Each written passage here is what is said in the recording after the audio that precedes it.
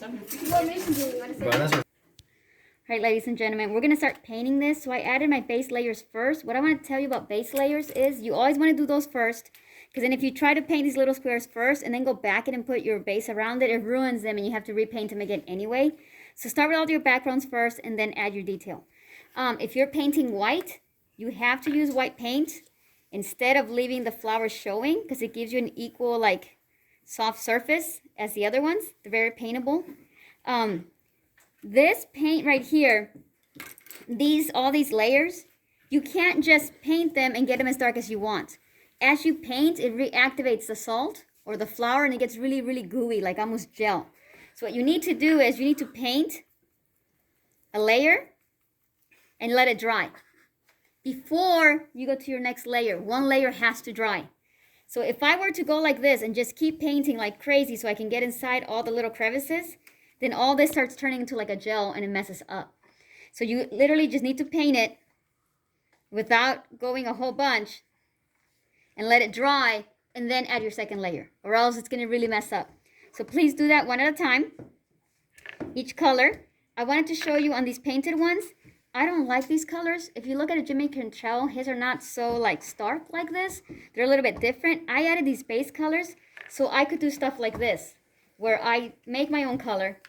And I really need you to make your own colors instead of painting straight out from the bottle. If you start painting just from the bottle, it looks really, really elementary. And I'm really going to just make you... Can you pause, please?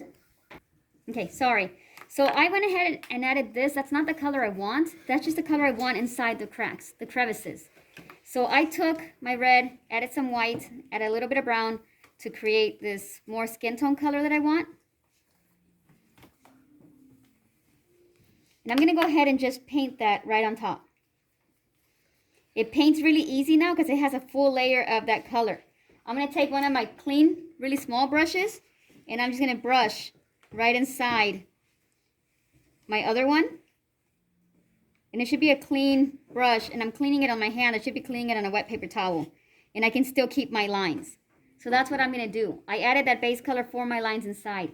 You can also add it where you clean your paintbrush with there's hardly any paint on it, and you basically just kind of hover over it, and you just change the tone of the color with another color on top.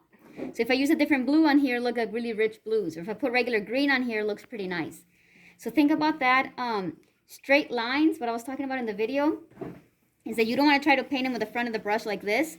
You want to try to paint them with the side of the brush and the edge of the brush, and this side is what gives you the line. Then you can fill in the rest. That usually gives you more control. Water is really, really bad. You do not want to use water for this painting project at all. Like no water.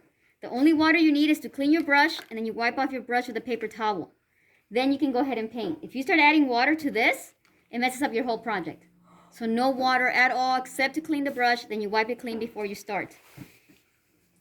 I think that's it. Don't forget to paint your edges. Please use a mat. At the end of class, do not go wash this. Remember that you just spread the paint thin. And then put it back in your locker to dry. The only thing you wash is your paintbrush, but it should be real quick because you put it in your water and clean your paintbrush and your water first before you go to the sink. Are we good? All right, thank you guys.